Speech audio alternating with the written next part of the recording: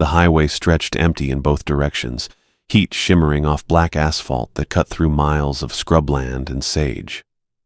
I'd been driving for 3 hours straight, windows down, because the AC in my truck had quit working 2 months back when I still had money for repairs. Construction work in Vegas had dried up faster than I expected. 1 week I was framing houses in Henderson, steady paycheck and overtime. Then the developer went bankrupt, and we all got let go on a Thursday afternoon. Spent 6 weeks burning through savings that weren't meant to last, applying everywhere, getting nothing back. The eviction notice came on a Monday. I had 2 weeks. Then I saw the ad online. Night custodian position, maximum security facility, immediate hire, housing included. I should have known something was wrong right then. Jobs don't come that easy. My grandmother's voice had been in my head the whole drive. Shannon used to tell me stories when I was a kid, sitting on her porch in the evening while the desert cooled down around us. Stories about our family's Paiute heritage, about places where the land held onto things that happened, where spirits refused to rest. She'd point out toward the hills and talk about spots you didn't go after dark, about respecting what you couldn't see. I'd nodded along, respectful but not really believing. Folklore, old traditions that didn't mean much to a guy trying to make rent in Las Vegas.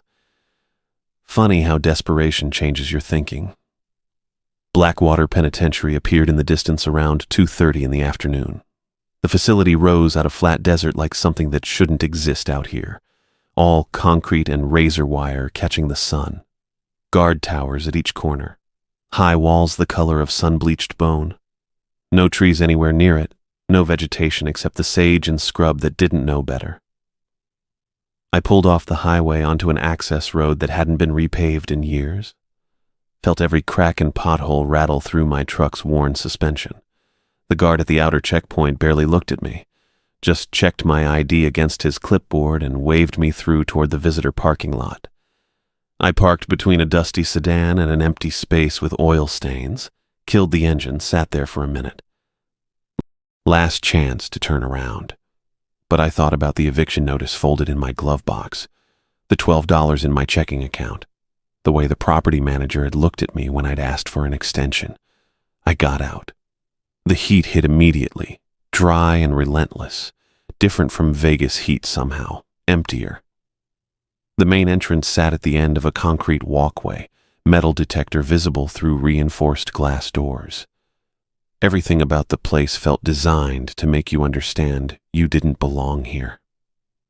Warden Kennedy Stevenson met me in a small office just past the security checkpoint. She was maybe 45, professional in a way that made my work boots and faded jeans feel even more threadbare. Wire-rimmed glasses, hair pulled back tight, uniform pressed with sharp creases. "Mr. Luna." She didn't offer to shake hands, just gestured to a chair across from her desk. I sat. She had a folder already open in front of her, my application on top. I'd filled it out 3 days ago, desperate enough to drive out here for an interview that might not happen. She'd called that same evening. "The position is night custodian," she said. 11 p.m. to 7 a.m., 5 nights a week. You'll be responsible for maintenance and cleaning of administrative areas, cell blocks when they're secure, and common facilities. Standard janitorial work. I nodded. The ad mentioned housing. On-site quarters in the staff residence building. Single room, shared bathroom facilities, kitchenette access, rent-free as part of your compensation package. She pulled several papers from the folder, turned them to face me. Employment contract, benefits information, facility protocols. The word protocols should have made me pause, should have made me ask questions. Instead, I looked at the salary figure on the contract. $32,000 a year wasn't much, but with no rent, it meant I could start saving again, could get back on my feet. When would I start? Tonight, if you're willing. Blake Doyle, our veteran custodian, works the current night shift. He'll train you for the first week, then move to a different rotation. She pushed a pen across the desk. I picked it up. Scanned the first page of the contract. Standard employment language. At-will terms. Nothing that jumped out as unusual. The protocol packet underneath looked thick, maybe 30 pages of small print about security procedures and facility regulations. Shannon's voice whispered in my head again. Read before you sign, mijo. Always know what you're agreeing to. But Kennedy was watching me with the patient expression of someone who'd already decided I'd take the job, who knew I didn't have other options. The eviction notice sat in my truck. $12 wouldn't get me through another week. I signed. Kennedy countersigned, tucked the contract back into her folder. Blake will meet you at the residence building at 10:30. Get settled in your room first. He'll explain your duties before the shift starts. Thank you.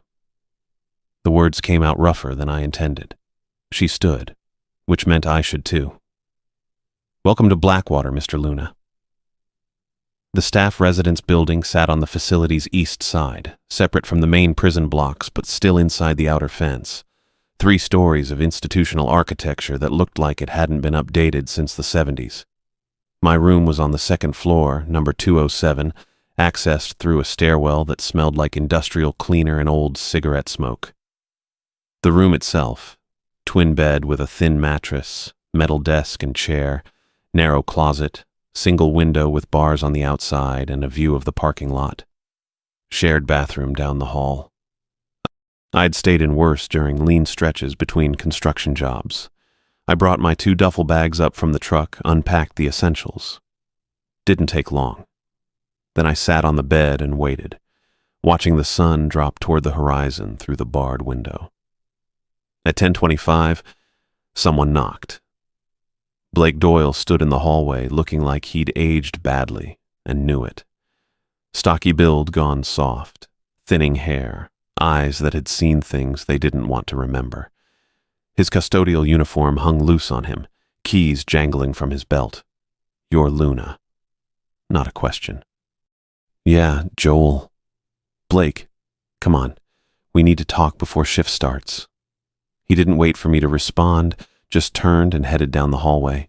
I followed him down to the 1st floor, through a side door I hadn't noticed earlier, into a maintenance area with concrete floors and fluorescent lights that buzzed overhead.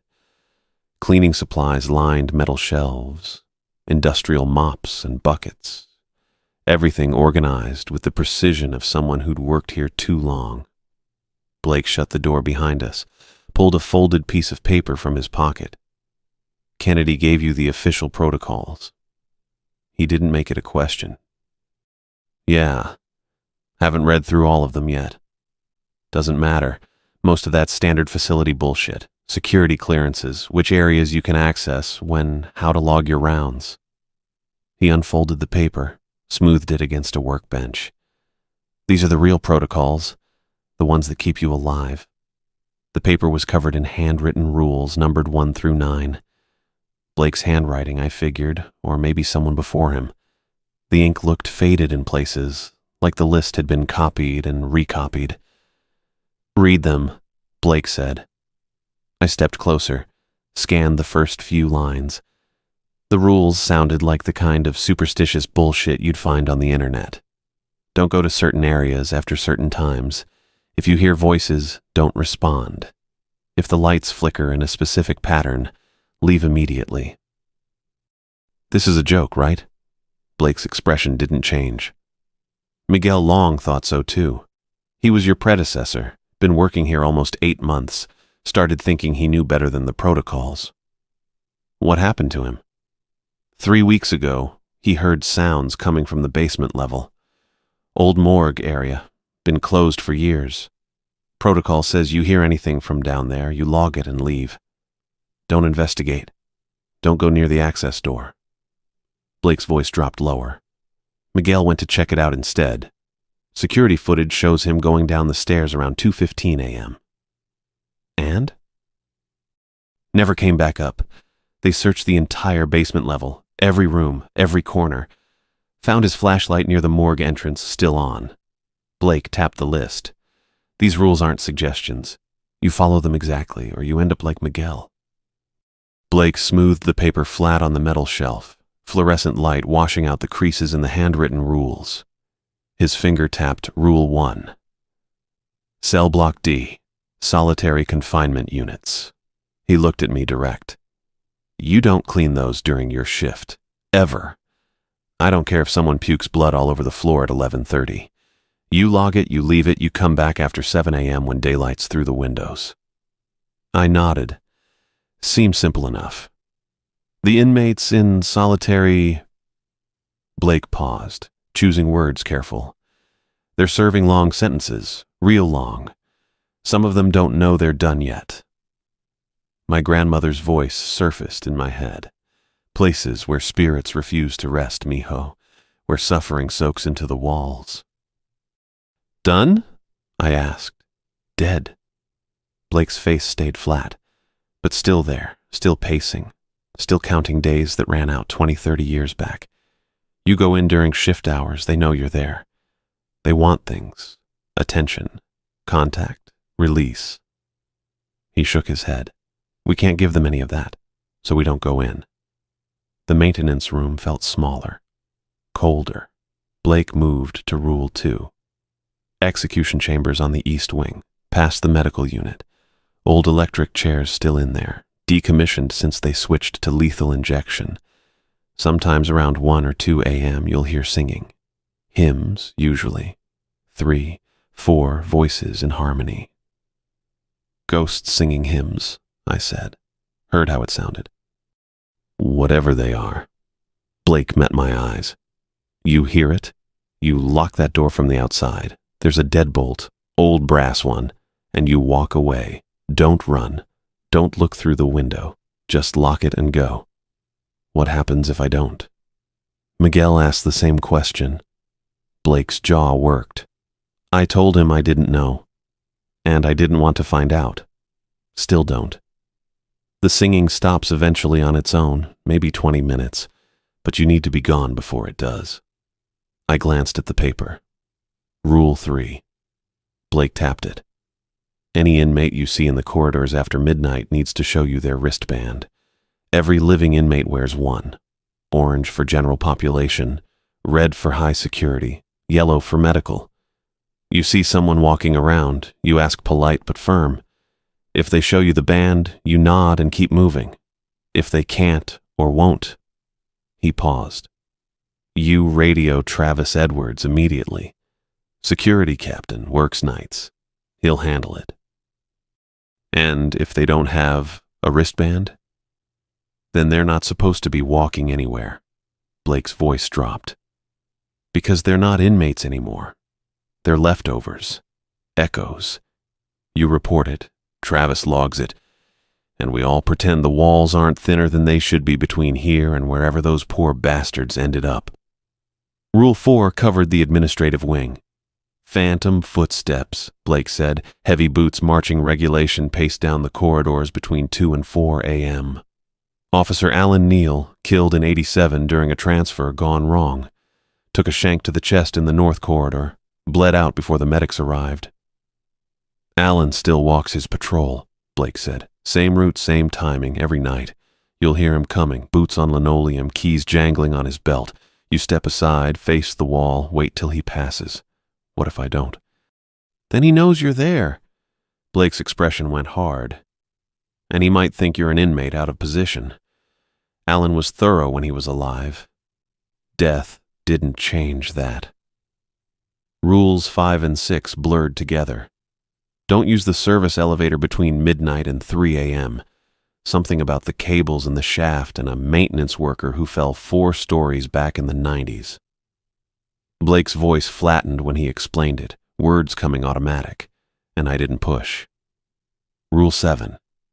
The basement morgue. Never investigate sounds from down there, no matter what. Miguel's mistake. The one that cost him. 8 and 9 covered smaller things. Don't clean the chapel alone if the candles light themselves. Don't respond if someone calls your name from an empty cell. Blake folded the paper, pressed it into my hand. Keep this on you, every shift. I tucked it in my shirt pocket. Travis Edwards knows about all this, Blake said. Security captain. He's good people, takes the reports serious. You see something wrong, you radio him. He won't think you're crazy, because he's seen it too. Because everyone who works nights here has seen it. Blake grabbed a rolling cart from against the wall, loaded it with supplies, spray bottles, rags, mop bucket. Come on, I'll walk you through the first round. 11:45. Blake had left me 20 minutes ago, headed back to the staff residence with his shoulders hunched and his keys silent against his hip. Said he'd done his part. Rest was up to me. I pushed the cart down the main corridor, wheels squeaking against polished linoleum. Overhead, fluorescents hummed, half of them flickering at intervals that felt almost deliberate. The facility stretched out around me, concrete and steel and locked doors, everything painted institutional beige or gray. My first stop was supposed to be the administrative offices. Trash bins, surface wiped down, vacuum if needed. Standard work, the kind I could do without thinking. But cell block D sat on my route. Blake had pointed it out during the walkthrough, made me note the entrance. Reinforced door with a narrow window, keycard access, warning signs about solitary confinement protocols. Remember, he'd said, not during shift hours. I slowed as I approached, told myself I was just passing by, just getting familiar with the layout. The cartwheels echoed different here, sound bouncing off closer walls. The door to D block stood closed, solid. A small window at eye level, wire-reinforced glass, maybe 6 inches square. I should have kept walking. My grandmother used to say, curiosity was respect's enemy. You don't stare at sacred places, you don't test spirits just to see what happens. I stopped anyway, looked through the window. The solitary cells stretched down a narrow corridor, 6 on each side, metal doors with observation slots. Dim emergency lighting cast everything in sickly yellow, and through those slots I saw movement. Pacing, back and forth, same pattern, mechanical and endless. One cell showed a figure in orange, prison jumpsuit, faded, almost white. He walked 4 steps, turned, walked back. 4 steps, turn, repeat. His face stayed angled down, features lost in shadow. Another cell held someone sitting against the far wall, knees drawn up, head moving side to side. Rocking, maybe, or refusing something I couldn't hear. I counted 5 cells with movement, 5 figures serving time in solitary. My hand found the flashlight on my belt. Heavy mag light, the kind that doubled as a weapon if needed. I clicked it on, aimed the beam through the window. The figures vanished, not faded, not walked away. Just gone between one heartbeat and the next. The cells stood empty. Bare mattresses on metal frames, steel toilets, nothing else. But the walls. I pressed closer to the window, angling the light. Scratches covered the concrete, deep gouges, deliberate marks, words carved with something sharp over years of patient work. Names, I realized. Guard names. Peterson, Williams, Cow, Briggs. Others I couldn't make out, overlapping and crossed through. The floors showed stains, rust-colored, spreading from the corners, patterns that suggested someone had bled out slow and thorough. 4 guards killed in the D Block riot of '73, Blake had mentioned. Inmates took the wing for 18 hours before the state police breached. Found the guards in solitary, beaten to death with pieces of broken bed frame. I killed the flashlight. The figures reappeared in my peripheral vision, still pacing, still rocking, still serving sentences that death hadn't commuted. My mouth tasted like copper. I backed away from the door, hands shaking just enough to notice, and grabbed the cart handle.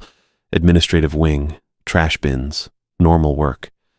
I made it 15 feet before I heard the singing. Faint at first, barely audible under the fluorescent hum. Voices in harmony, words I couldn't quite catch. Hymns, Blake had said. 3 or 4 voices. I counted 5 distinct parts, weaving together. The execution chamber sat east, past medical. I oriented myself, traced the sound. Yeah, coming from that direction, threading through the corridors. Beautiful, actually. Whoever they'd been in life, they could sing. Rule 2 surfaced clear in my head. Lock the door from outside. Walk away. Don't run. I left the cart against the wall and moved toward the sound. Not to investigate, to follow protocol. Lock it down, contain it, retreat. The medical unit stretched empty, examination rooms dark behind small windows. Past that, a junction. The execution chamber sat at the end of a short hallway, door marked with faded lettering. Authorized personnel only. The singing got louder, richer. 5 voices definitely, maybe 6, harmonizing on something that sounded like Amazing Grace but wasn't quite. Words slightly wrong, melody shifted. The door stood ajar. Just an inch, maybe 2. I should have wondered about that. Should have questioned why it wasn't secured. Instead, I grabbed the handle, cold brass, old enough to show tarnish, and pulled it shut. The deadbolt was there, just like Blake said. Heavy mechanism, probably original to the building. I threw it home. The singing continued, muffled now, but still clear, still beautiful. I turned, started walking, not running. Blake's voice in my head, just lock it and go. Behind me, inside the chamber, something heavy dragged across metal. Scraping, deliberate, the sound of weight being pulled with effort. The singing didn't stop. I kept walking, steady pace. Hands clenched until I reached the junction and turned the corner. Only then did I let myself breathe full, let the tension crack. My first night, not even 1 a.m. yet, 6 more hours to go. I went back for the cart. Couldn't leave it sitting in the middle of the corridor with mop handles sticking up and spray bottles rattling every time someone walked past. Blake would ask questions. Worse, Kennedy might see it on a camera feed and wonder what the hell her new custodian was doing abandoning equipment on his first night. The wheels squeaked with each rotation. Same high-pitched rhythm I'd already memorized. Squeak, squeak, pause. Squeak, squeak, pause. The sound bounced off concrete walls and came back wrong somehow. Doubled up on itself until I couldn't tell if I was hearing my own cart or something else rolling through adjacent corridors. I had administrative offices on the list. Bathrooms, break rooms, Kennedy's office suite. Normal cleaning work that didn't involve doors locking themselves or figures that vanished when light hit them straight on. The route took me past the basement access stairs. Shouldn't have looked. Should have kept my eyes forward and pushed the cart straight past. But the stairwell door stood open maybe 3 inches, and I caught movement in the gap. Not movement exactly. A shift in the darkness, like something down there had noticed me noticing it. Then I heard the voice. Help! Distant, echoing up from somewhere below. Somebody help me. Miguel's voice. Had to be. Same, slightly higher pitch Blake had mentioned when he'd described Miguel calling out before the footage cut off. The sound came from deep in the basement, past where the stairs bottomed out, from the direction Blake said the morgue occupied. I'm stuck back here. The voice bounced off tile and concrete. Behind the freezer units, can't get out. I gripped the cart handle. My grandmother used to say that spirits of the lost called out from places they died, trying to pull the living into the same trap. Didn't matter if you wanted to help. Didn't matter if the voice sounded real and desperate and exactly right. Going to them just added another voice to the chorus. The sound shifted. Now it came from my left, from a utility closet that couldn't possibly connect to the basement. Please, it's cold down here. Then, from behind me. Joel, I know you can hear me. Couldn't come from 3 directions at once, not unless whatever made the sound didn't have a fixed location, didn't follow the normal rules about where voices originated and how they traveled through space. I left the cart again, walked away at the same steady pace Blake had demonstrated, not running, but not lingering either. Behind me, Miguel's voice called out twice more, each time from a different impossible angle, before cutting off completely. The administrative wing stretched quiet and fluorescent bright ahead. Linoleum floors instead of concrete, acoustic ceiling tiles instead of exposed ductwork, bulletin boards with OSHA notices, and Employee of the Month photos from 1997, normal enough that I almost relaxed. Then I heard the footsteps. Not one person. A group moving in formation, boots hitting linoleum in perfect synchronized rhythm. March, march, march, march, steady and mechanical. The sound of guards doing rounds or inmates being moved in lockstep from one section to another. But the corridor ahead stood empty. Every door closed. Every office dark behind interior windows. The footsteps kept coming, growing louder, and I pressed myself against the wall next to a water fountain, remembering Blake's rule about Officer Neal and giving him space to pass. The formation marched past. I counted 8 distinct sets of footsteps, felt the air pressure change as bodies moved through space I occupied, caught a whiff of old sweat and gun oil and something chemical I couldn't name. The temperature dropped maybe 10 degrees for the 5 seconds they took to pass my position. Then warmth returned and the footsteps faded down the corridor behind me, still in perfect rhythm until they turned a corner that led nowhere except a wall. I stood there breathing, watching condensation from my breath fade in air that shouldn't be cold enough to show it. The elevator waited at the end of the administrative wing, old industrial model with accordion gate instead of modern doors. Brass floor indicator above showing it currently sat at ground level. I needed to go up 1 floor to reach Kennedy's office suite. Pressed the call button. The motor engaged somewhere in the shaft with a grinding whir, cables moving, counterweights shifting. The floor indicator didn't move. The elevator stayed at ground level according to the brass needle, but I heard it climbing, passing 1st floor, passing 2nd, going higher than the building actually went. The accordion gate rattled open. Inside, the elevator car stretched wrong. Deeper than it should be, like someone had added 15 feet to the back. Fluorescent strips on the ceiling flickered over a space crammed with filing cabinets and a metal desk where 3 figures in guard uniforms from maybe the 80s sat processing paperwork. They didn't look up, just kept writing on forms, stamping documents, moving papers from one stack to another with the mechanical efficiency of people who'd done the same task for decades. The floor indicator above the elevator showed a 4. Building only went to 3 floors. I'd seen it from outside, counted the windows, checked the directory posted near the main entrance. One of the figures reached for a fresh form. His hand passed through the paper twice before managing to grip it solid enough to move it to the center of his desk. I let the gate rattle closed. Didn't step inside. Didn't call out. Didn't ask what the hell they were processing or why they needed a 4th floor that couldn't exist. Just backed away and found the stairs, climbed them manually with my legs shaking enough that I had to grip the railing. Blake's rules hadn't covered the 4th floor specifically, but the principle held. Don't engage. Don't investigate. See something wrong, you log it, and move on. I made it through Kennedy's office suite on autopilot. Emptied trash, wiped down surfaces, vacuumed carpet that didn't need vacuuming. The work settled my hands, gave me something normal to focus on while my brain processed phantom formations and elevators to nowhere. Was heading back toward the maintenance room, thinking maybe I could hide there until Blake showed up for shift change, when I saw the inmate near the infirmary entrance. He stood under a flickering light, one hand pressed against the wall, the other clutching his stomach. Orange jumpsuit, standard issue.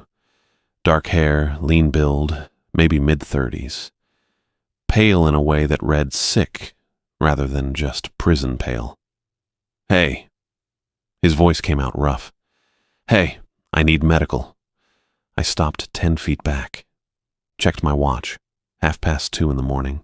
Checked the corridor. Empty, except for us. Checked his wrists. No band. No orange. No red. No yellow. Just bare skin showing below his jumpsuit sleeves. "What's your name?" I kept my voice level. Didn't move closer. "Shane Romero. I'm in C block. Something's wrong. I think my appendix or..." Shane Romero. I'd read that name somewhere in the protocols. Took me 3 seconds to place it. Executed 1994. Electric chair.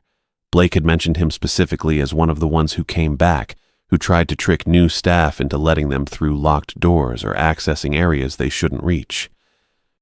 Show me your wristband. I already knew he couldn't, but Blake had emphasized following the protocol exactly, giving them the chance to prove they belonged. I don't. They took it off for medical processing. I'm telling you, I'm sick. Step into the light. He did, moved directly under the fluorescent strip, and for a second, he looked completely real, solid and present and genuinely ill, sweating and shaking and desperate in a way I recognized from my own face in the mirror 3 months back when the eviction notice came.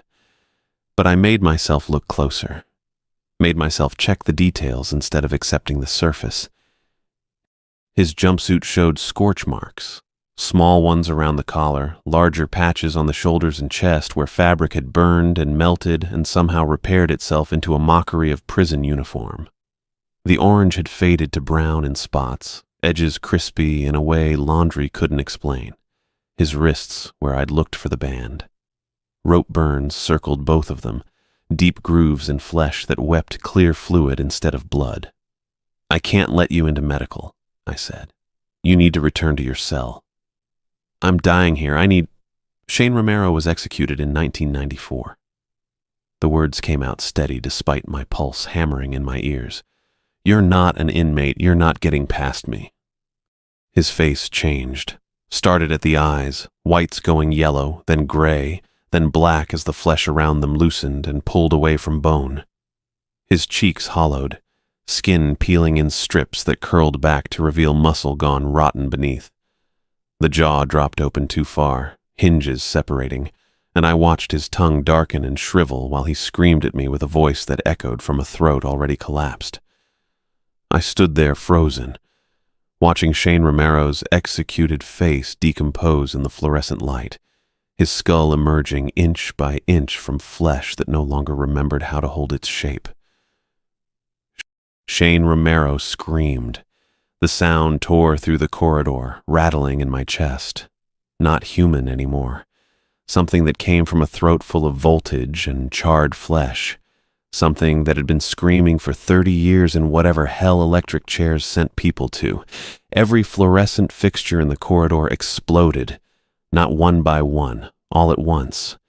12 tubes burst in perfect synchronization, glass spraying down in a rain that caught the emergency exit light at the far end.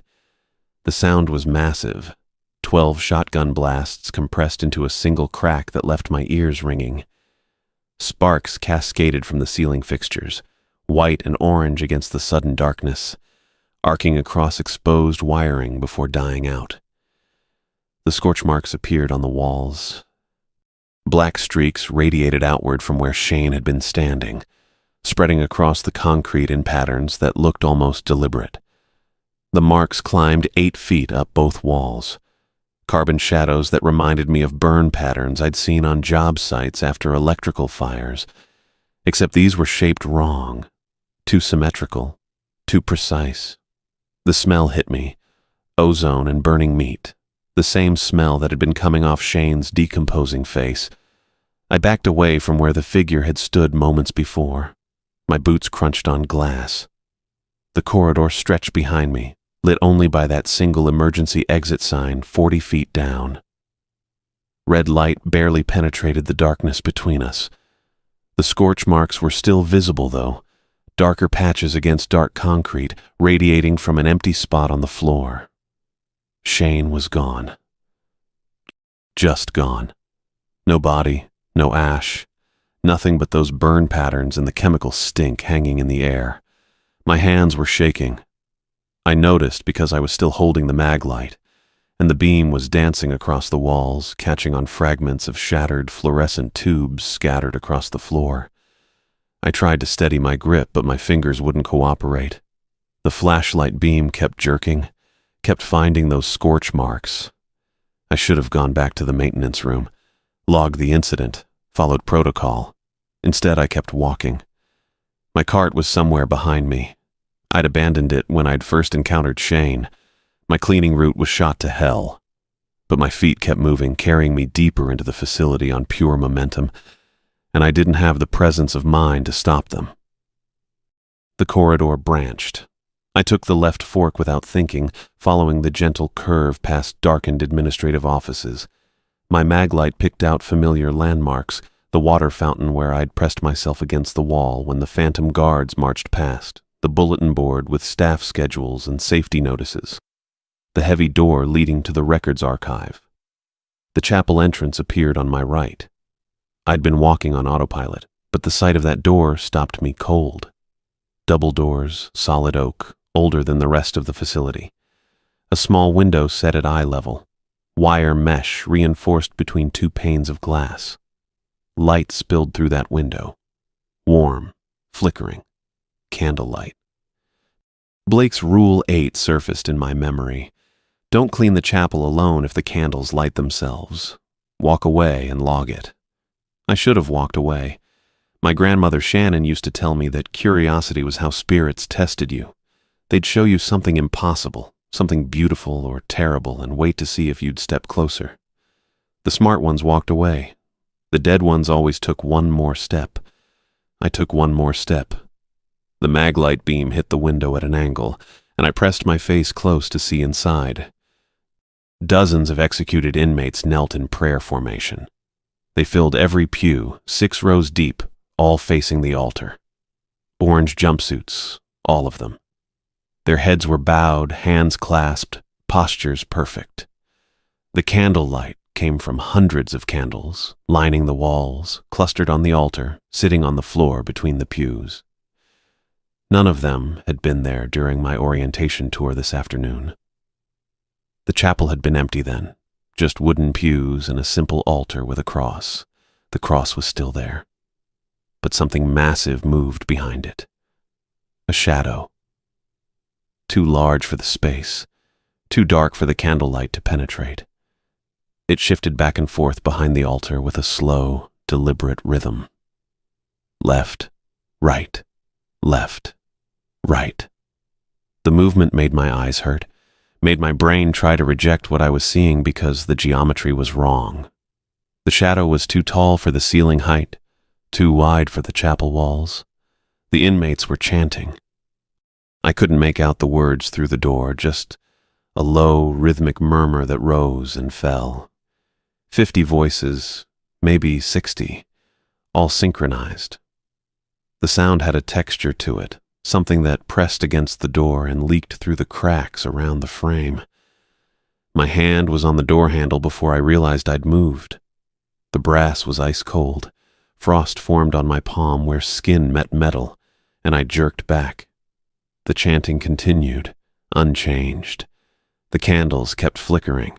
The shadow kept moving behind the altar. I pushed the door open. The smell came first, old wood and candle wax, but underneath that, decomposition. Not fresh, not the immediate rot of roadkill in summer heat. This was older, drier. The smell of things that had been dead so long they'd moved past decay into something else. The chanting resolved into words. Justice delayed, justice denied, justice delayed, justice denied. Over and over, 60 voices in perfect unison.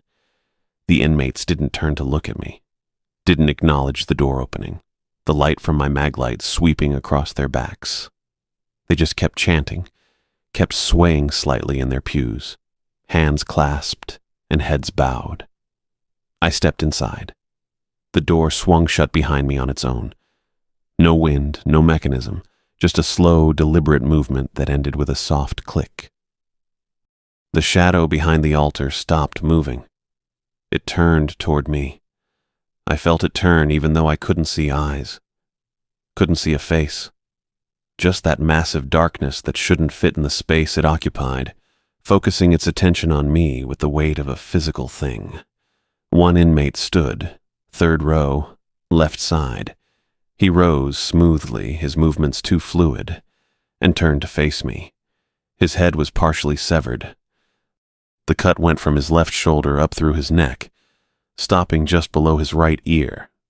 The wound gaped open, showing vertebrae and dried tissue. his head tilted at an angle that should have been impossible, held on by a thin strip of skin and muscle. When he spoke, the wound flexed. "Your judgment hasn't arrived yet." His voice was conversational, matter-of-fact, the same tone Blake used when explaining the route to the maintenance room. I couldn't move. Couldn't look away from that wound, from the anatomical cross-section of his throat visible in the candlelight. I'd seen injuries on job sites. A guy who caught a circular saw blade to the thigh, another who took a nail gun to the hand. But nothing like this. Nothing that should have left someone standing and talking. "The rest of us," he continued, gesturing at the kneeling figures around him, "we've received ours. Some deserved. Some—" The wound flexed again as he tilted his head further, considering. "Some less clear." The chanting had stopped. 60 heads remained bowed, but I could feel their attention on me now. Waiting. "You're not one of us yet," the inmate said, "but you work in a place of judgment. Walk these halls, clean these floors." He smiled, and the expression pulled at the edges of his wound. "Eventually, everyone here receives what's owed." The altar cracked. Not a small crack. A massive split that ran down the center of the wooden structure with a sound like a tree trunk breaking. The cross tilted, fell, clattered against the floor. The crack widened, edges pulling apart to reveal darkness underneath. Not just darkness. An absence. A void that light couldn't penetrate, that my eyes couldn't focus on.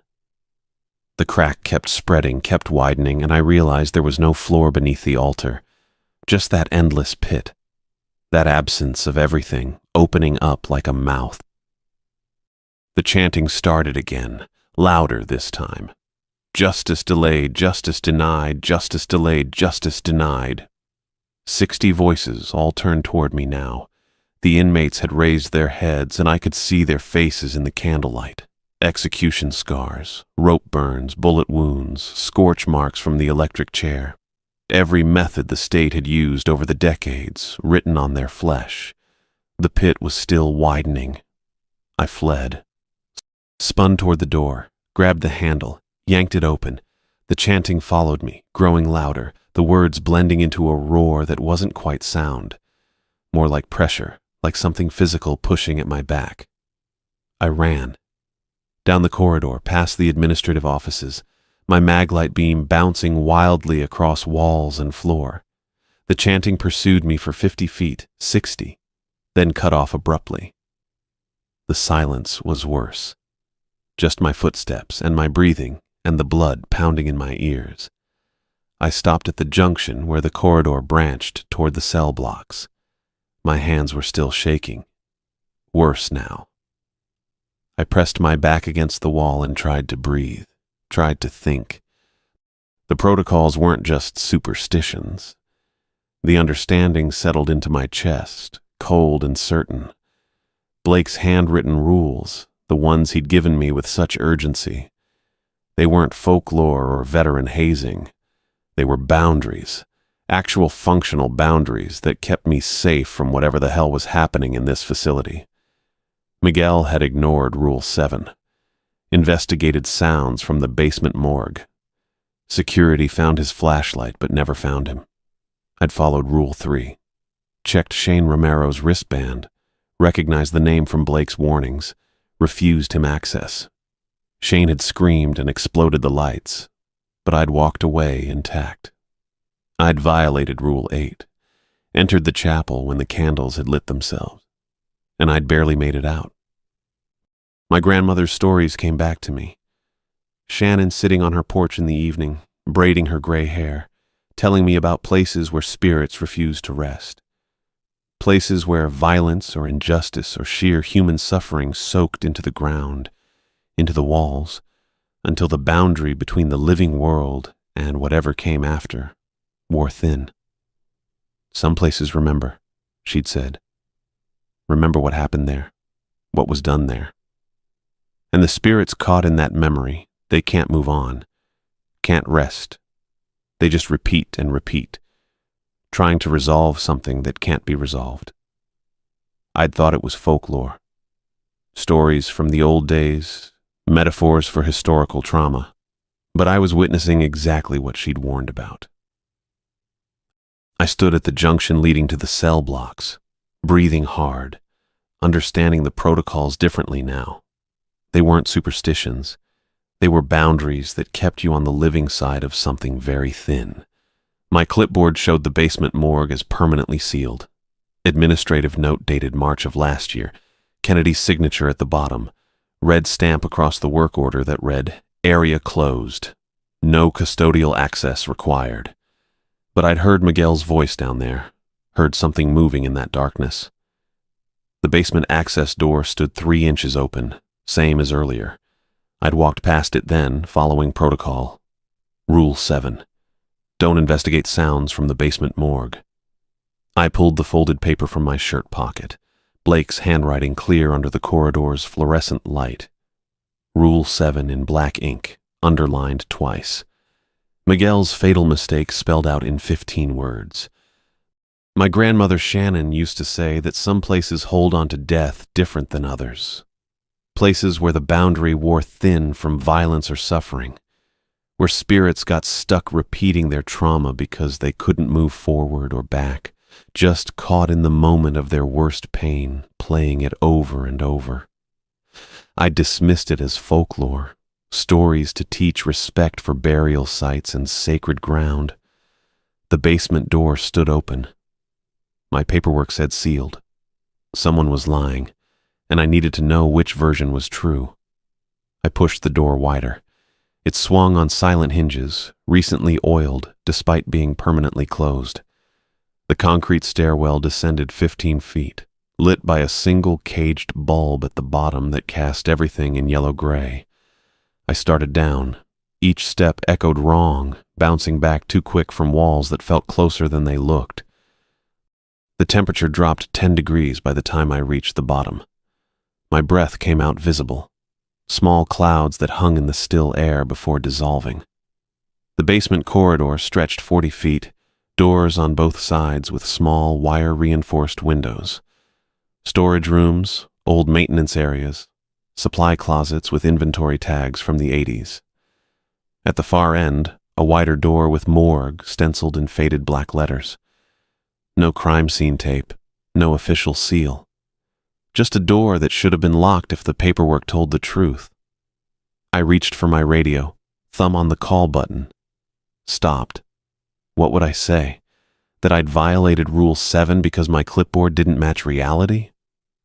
The morgue door stood closed, but not latched. A vertical line of darkness showed where the seal didn't quite meet the frame. I pushed it open. The smell hit first. Formaldehyde and something underneath it. Copper and rot and chemicals that didn't quite cover what they were meant to preserve. 3 examination tables arranged in a row. Stainless steel surfaces reflecting the overhead fluorescent panels. Bodies lay on all 3 tables. Transparent. I could see through them to the metal beneath, but they had shape and substance. Detailed enough that I made out features and clothing, and the specific ways they died. The nearest one wore an orange jumpsuit. His chest convulsed in rhythm, back arching off the table, muscles seizing. His mouth opened in a silent scream. Scorch marks radiated from his temples where the electrodes would have been placed. The convulsion lasted 4 seconds, then his body went slack. 3 seconds of stillness. Then the cycle started again. Chest convulsing, back arching, mouth screaming nothing into the cold air. The second table held a woman, also transparent, also repeating. Her throat worked in a swallowing motion, eyes bulging, face darkening to purple-black before fading back to normal skin tone. 5 seconds of choking. 2 seconds of reset. Then it started over. Chemical execution, the kind where something went wrong with the injection sequence and they strangled on their own paralyzed lungs for 18 minutes before dying. The third figure jerked against invisible restraints, head snapping sideways with force that should have broken his neck. The motion repeated every 7 seconds, hanging, but the drop hadn't been calculated right. Too short. He'd strangled instead of having his neck break clean. I stood there watching them loop. Botched executions, every one. The kinds that made headlines and sparked protests and got procedures changed. But the changes came after. Never helped the ones who'd already died wrong. My radio crackled. "You down there?" Blake's voice tight with something between anger and fear. I keyed the mic. "Yeah, in the morgue." "Jesus, get out now!" "My paperwork says this area's sealed, permanently closed, no custodial access required."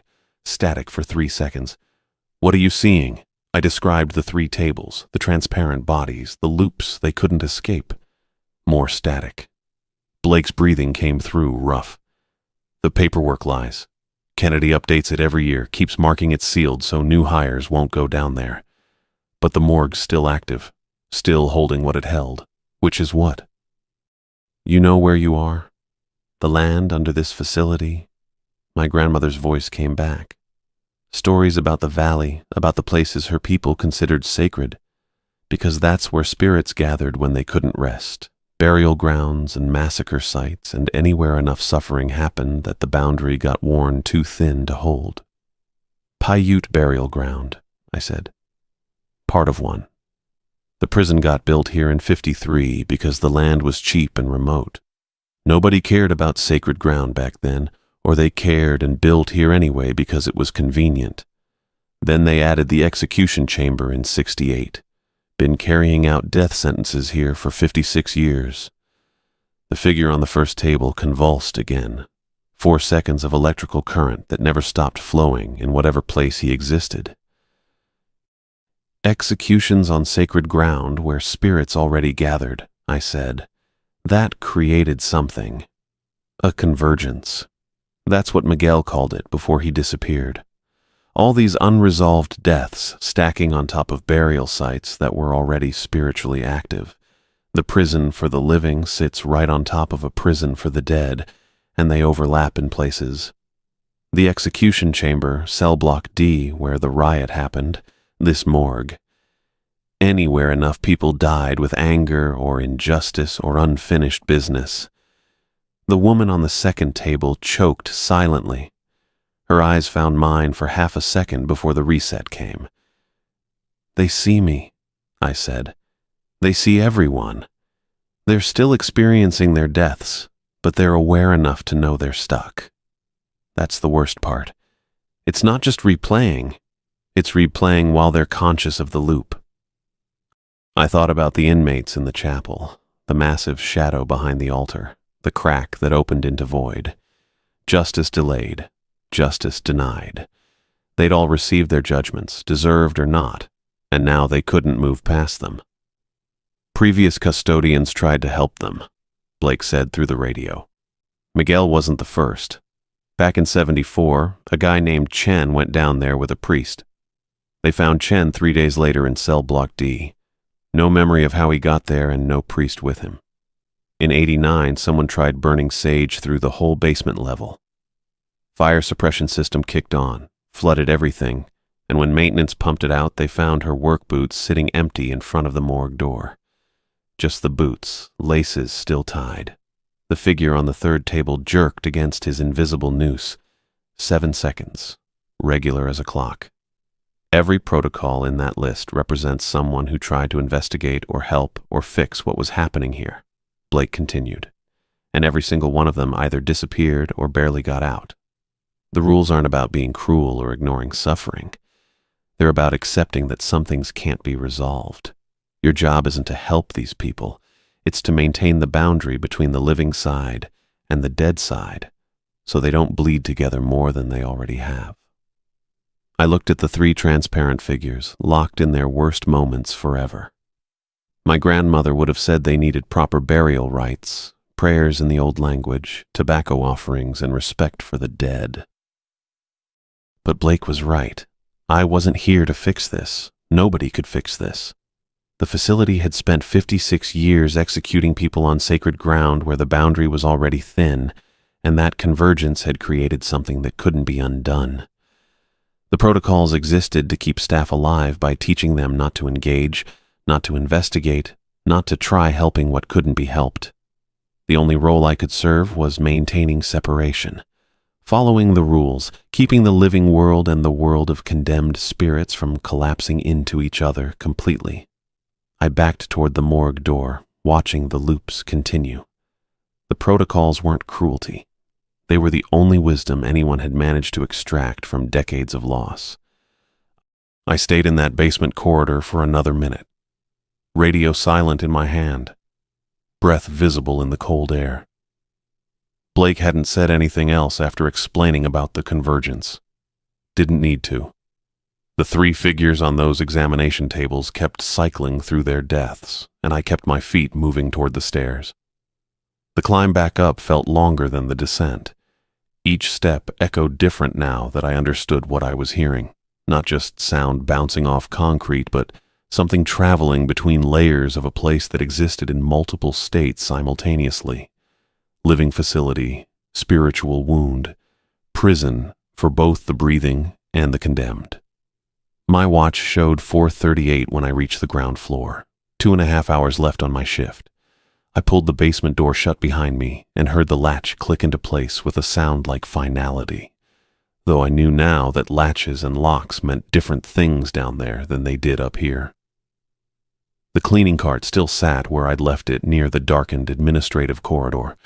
Glass fragments from the exploded fluorescent tubes crunched under my boots as I approached. The scorch marks Shane Romero had left on the walls remained visible even in the dim emergency lighting. Symmetrical patterns radiating outward, permanent evidence of what happened when the dead got too close to the living and the boundary between failed completely. I should have been logging these incidents, should have been filling out maintenance reports and notifying Kennedy about the destroyed lights and damaged walls. But Blake's protocols didn't mention paperwork. They mentioned survival, walking away, not investigating, maintaining separation. The distinction felt crucial now. I resumed my route on autopilot, pushing the squeaking cart through corridors I'd already cleaned, double-checking bathrooms and break rooms that didn't need attention. Busy work, movement, anything to keep my hands occupied while my brain processed what the last 6 hours had taught me. By 5:15, I'd circled back to the maintenance room. Blake's handwritten rules still sat in my shirt pocket, the paper warm from body heat. I pulled it out and read through all 9 again under the fluorescent lights, seeing different words than I had at 11 p.m. Not restrictions, protections. Each rule represented someone. Chen, who disappeared for 3 days trying to help in cell block D. The custodian in 89, whose empty boots were found outside the morgue after attempting to burn sage. Miguel, who'd lasted 8 months before investigating sounds from the basement and never coming back up. The protocols were a map drawn in blood and loss, showing exactly where the boundary between worlds wore thin enough to fail completely. They marked the pressure points where 56 years of state executions on Paiute burial ground had created something the living weren't equipped to fix or contain, only to navigate carefully, following rules that kept us on our side of a line we couldn't see but could definitely cross. I thought about my grandmother Shannon, sitting on her porch in the evening heat, telling me stories I'd half listened to while checking my phone or thinking about construction schedules. Stories about places where violence soaked into earth and wouldn't wash out. About land that remembered suffering and held onto it, creating thin spots where spirits got stuck between proper death and improper rest. She'd been teaching me, preparing me for exactly this kind of place, though neither of us knew it at the time. "The old places remember," she'd said once, braiding her gray hair while monsoon clouds built on the horizon. Your people understood that, knew which ground was sacred, which was cursed, which was just earth. White folks don't make those distinctions. They see empty land and think it's blank, but nothing's blank. Everything remembers. I'd nodded without really hearing. Thought it was folklore. Cultural heritage that didn't apply to my life in Vegas, working construction, paying rent, living in the modern world where land was just property and buildings were just structures. Blackwater had taught me different in 6 hours. The facility sat on burial ground. Sacred earth, where my ancestors had understood the boundary between living and dead, needed careful respect. Then the state built a prison there in 53, added an execution chamber in 68, spent 56 years conducting death sentences on land that was already spiritually active, stacking unresolved executions on top of desecrated burial sites until the convergence became permanent. Shannon would have recognized this place immediately, would have known what the singing from the execution chamber meant, what the transparent figures in the morgue represented, why Cell Block D held inmates who'd served their full sentences and couldn't leave. She'd tried to tell me. I just hadn't understood the language. But Blake had spoken it clearly from the beginning. "These are the real protocols," he'd said, handing me that folded paper in the maintenance room. "They keep custodians alive. Not rules for cleaning, rules for surviving." Dawn light started filtering through the high windows near the ceiling around 6:20. Gray at first, then gradually warming toward pale gold as the sun cleared the horizon somewhere beyond the concrete walls and razor wire. The fluorescent lights stayed on. They ran 24 hours in a facility that never truly slept. But the quality of illumination shifted as natural light joined artificial. My shift ended at 7. I had 40 minutes left. I spent them organizing supplies that were already organized, checking inventory that didn't need checking, wiping down surfaces in the maintenance room that showed no dust. Blake's earlier rounds had been thorough. There wasn't actually work to do. But I needed the motion, the familiar rhythm of custodial tasks, something to ground me while the larger understanding settled into place. The job wasn't about cleaning a prison. It was about maintaining an ancient barrier between worlds that the state had unknowingly violated, then kept violating for over half a century. Every night, custodians walked the boundary between the living facility and its spiritual twin, following protocols that had been learned through terrible experience and written down as simple rules to keep new hires from becoming additional casualties in a convergence nobody in administration wanted to acknowledge officially. Kennedy updated the paperwork annually, marked the morgue as permanently closed, kept the protocols vague in official documentation. But she knew. Blake knew. Travis Edwards in security probably knew. They all understood what Blackwater really was and what working night shift actually required, not education or experience, but willingness to follow rules without demanding explanations that would sound insane if spoken aloud. I thought about Miguel. 8 months he'd lasted, following protocols, staying safe. Then one night he'd heard sounds from the basement and made a choice. Investigated instead of logged and walked away. Descended those stairs and never came back up, leaving only his flashlight near the morgue entrance as evidence he'd existed at all. The protocols had failed him because he'd stopped following them, thought he could help or fix or understand. But the convergence wasn't something individuals could repair. It was structural, foundational. 56 years of institutional violence on desecrated sacred ground, creating a wound between worlds that would outlast everyone currently breathing. Our job, Blake's, mine, whoever came after us, was to maintain the separation. Follow the boundaries. Keep the living and dead from collapsing together completely by respecting the rules that marked where each belonged. My watch showed 6:55.